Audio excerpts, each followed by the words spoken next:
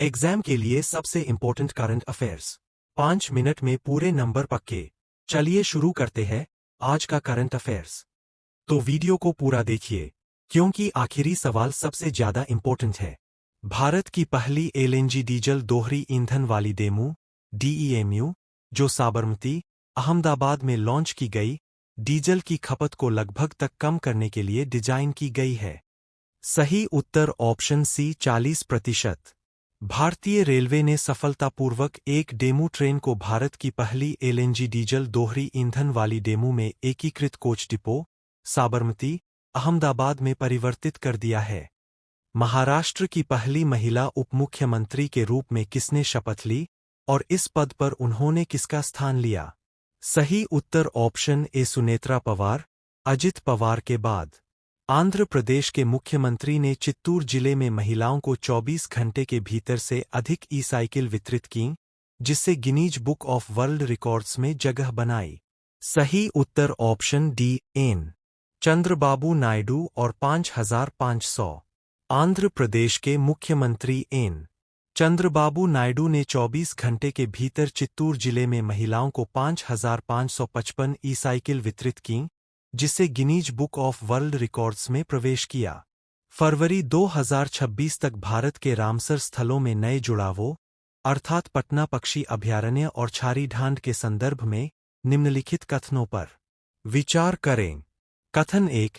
पटना पक्षी अभयारण्य जो उत्तर प्रदेश में स्थित है एक मौसमी आर्द्र भूमि है जो मध्य एशिया से आने वाले प्रवासी पक्षियों को अपने उथले पानी और नरकट बिस्तरों के माध्यम से समर्थन देने के लिए जाना जाता है। कथन 2। छारी ढांड जो गुजरात के कच्छ जिले में स्थित है एक मौसमी आर्द्र भूमि है जिसकी विशेषता खारे और ताजे पानी के ताल है जो रेगिस्तान अनुकूलित प्रजातियों और प्रवासी पक्षियों का समर्थन करते हैं। ऊपर दिए गए कथनों में से कौन सा से सही है? सही उत्तर ऑप्शन सी कथन 1 और कथन 2 दोनों। पटना पक्षी अभयारण्य उत्तर प्रदेश में स्थित है और लगभग 108 हेक्टेयर में फैला है। यह एक मौसमी आर्द्र भूमि है जो मध्य एशिया से आने वाले प्रवासी पक्षियों के लिए आश्रय और भोजन का मैदान प्रदान करती है। छारी ढांड गुजरात के कच्छ जिले में स्थित है और मानसून के बाद पनपता है। भारतीय विदेश व्यापार संस्थान IIFT को टाइम्स बी स्कूल रैंकिंग 2026 में पहला स्थान दिया गया है। IIFT की स्थापना किस वर्ष में हुई थी और यह किस मंत्रालय के तत्वावधान में आता है? सही उत्तर ऑप्शन ए 1963 और वाणिज्य और उद्योग मंत्रालय। भारतीय विदेश व्यापार संस्थान IIFT को टाइम्स बी स्कूल रैंकिंग 2026 में पहला स्थान दिया गया है जो अंतर्राष्ट्रीय व्यापार और वैश्विक व्यवसाय पर ध्यान केंद्रित करते हुए प्रबंधन शिक्षा में अपनी प्रमुख स्थिति की पुष्टि करता है। भारतीय वायुसेना के किस एयर कमांड ने वीर वायु योद्धाओं को उनकी वीरता और विशिष्ट सेवा के लिए सम्मानित करने के लिए सिंदूर शौर्य सम्मान सम्मेलन का आयोजन किया? सही उत्तर ऑप्शन बी पश्चिमी वायु कमान। मुख्यालय पश्चिमी वायु कमान ने वायु योद्धाओं को उनकी बहादुरी नेतृत्व और कर्तव्य के प्रति निस्वार्थ समर्पण के लिए सम्मानित करने के लिए सिंदूर शौर्य सम्मान सम्मेलन का आयोजन किया। उपराष्ट्रपति C.P. राधाकृष्णन ने सूरजकुंड फरीदाबाद हरियाणा में 39वें सूरजकुंड अंतर्राष्ट्रीय शिल्प मेला 2026 का उद्घाटन किया। 2026 के लिए इस मेले का विषय क्या है? सही उत्तर ऑप्शन ए स्थानीय से वैश्विक। उपराष्ट्रपति C.P. राधाकृष्णन ने सूरजकुंड फरीदाबाद हरियाणा में 39वें सूरजकुंड अंतर्राष्ट्रीय शिल्प मेला 2026 का उद्घाटन किया और इस अवसर पर मेला साथी ऐप भी लॉन्च किया। विश्व आर्द्र भूमि दिवस को मनाया जाता है जो में रामसर ईरान में आर्द्र भूमि पर रामसर कन्वेंशन को अपनाने का प्रतीक है। सही उत्तर ऑप्शन सी 2 फरवरी और 1971। विश्व आर्द्र भूमि दिवस 2026 2 फरवरी को मनाया जाता है जो 1971 में रामसर ईरान में आर्द्र भूमि पर रामसर कन्वेंशन को अपनाने की स्मृति में मनाया जाता है।